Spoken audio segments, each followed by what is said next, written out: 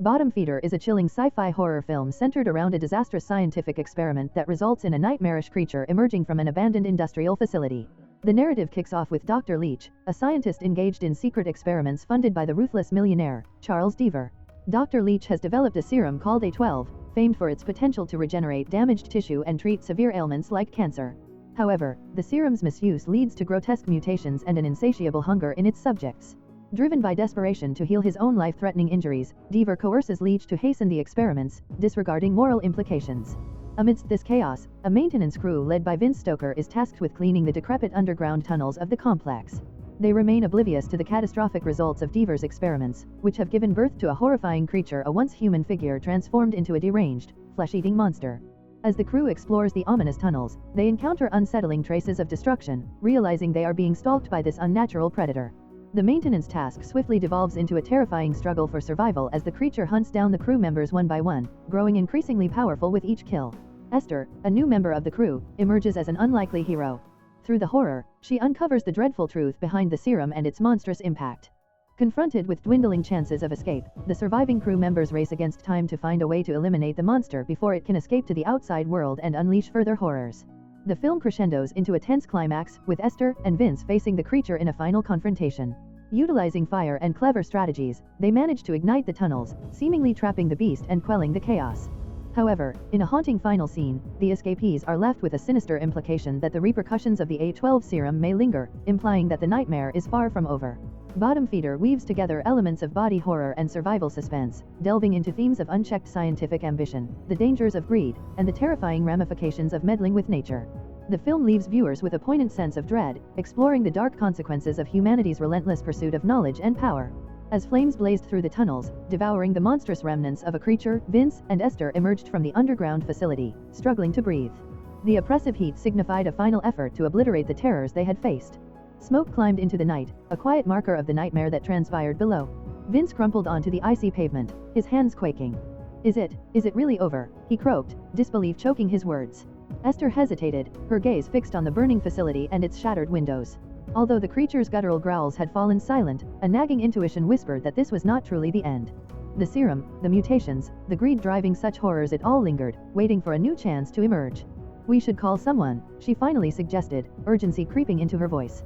"The police, the military. They must ensure it's permanently obliterated." Vince scoffed, a cynical laugh escaping him. "You think they're not aware? This is larger than us." Their moment of solace shattered when distant sirens pierced the air. Flickering red and blue lights illuminated the nearby buildings, signaling the arrival of a convoy of black SUVs. Figures in dark suits and earpieces emerged, their demeanor cold and calculating as they assessed the scene. A tall, austere woman exited the leading vehicle, her sharp gaze landing on Vince and Esther.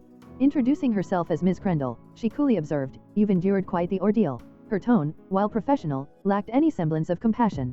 "We'll handle things from here." Esther instinctively recoiled, suspicion igniting. "You knew about this, didn't you? You allowed it to unfold." A tight-lipped smile crossed Crendel's face. "Our priority is containment now. I recommend you both see medical personnel and return home." Vince, unfazed, pressed further. "And what if this occurs again? Just brush it off."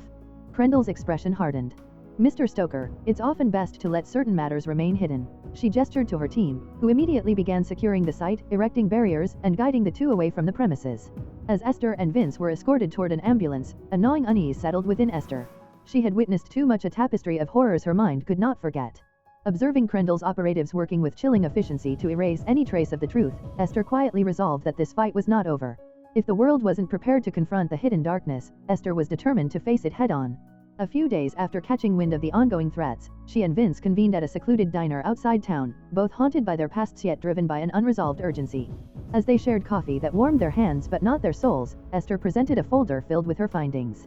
"I did some digging," she murmured, a hint of anxiety masking her resolve. "Leach's serum, it's not gone. They've relocated the research to another facility." Vince studied the contents, his expression shifting from disbelief to grim resignation. "Do you genuinely believe you can bring them down?" he questioned, his voice laced with doubt. However, Esther's fierce determination was palpable. "I have to try," she asserted, wrapping her fingers tightly around her cup, channeling her growing resolve into action. They shared an unspoken understanding. The fight against the haunting remnants of the Bottom Feeder project was far from over. As Vince perused the folder, the dim light revealed unsettling snippets of evidence, blurred photographs, confidential documents, and a map scarred by red ink. What they initially perceived as the Project A12 fiasco was merely a facade for a deeper and more disturbing mechanism at work. So what's our next step? Do we waltz in and demand they shut it down? Vince's words dripped skepticism. No, but walking away isn't an option, Esther countered resolutely. I found an address for another facility near the docks.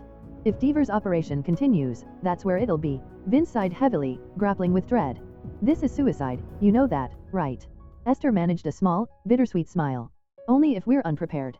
Thus began the careful assembly of their plan. With urgency, Esther tapped into her network for information while Vince sought out equipment through his old connections.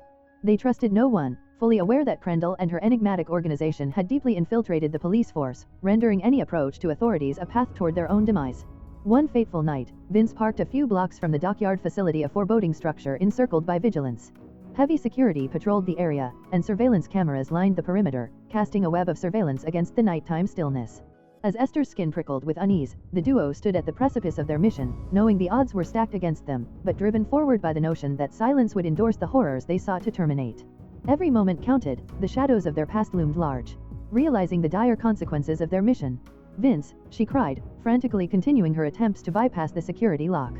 The oppressive hum of the facility seemed to amplify the danger as she punched in codes, the creature thrashing violently, its breath hot with desperation.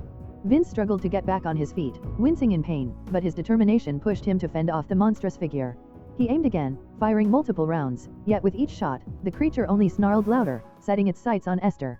Just as despair threatened to overwhelm her, the screen beside her blinked green, a momentary flicker of hope. With a raw panic gripping her, Esther pressed the enter key.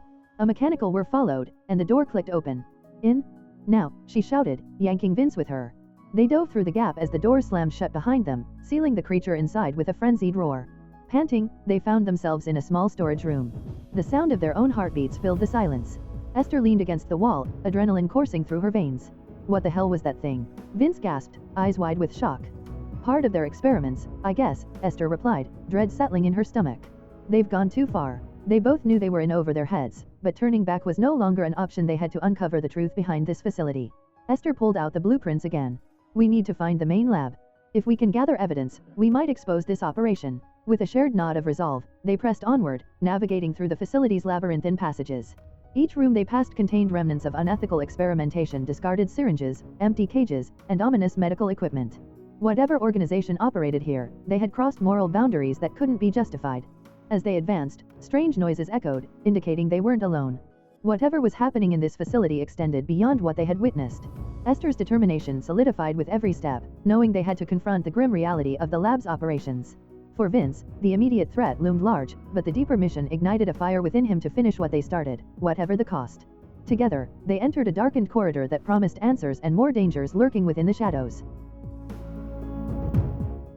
If you enjoy watching this video, then subscribe to Angel Recaps for the latest movies explanation.